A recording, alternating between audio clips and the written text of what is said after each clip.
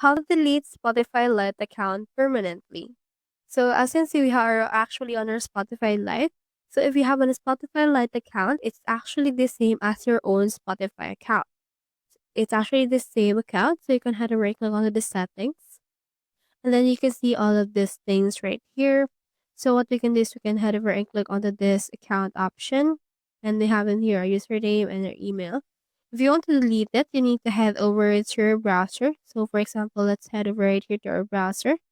And let's search in here for accounts Spotify. Now click onto these three lines until you can see the account option. So here's our account option. Now for this one, if you want to delete it, you can just scroll to the very bottom and click onto this port right here.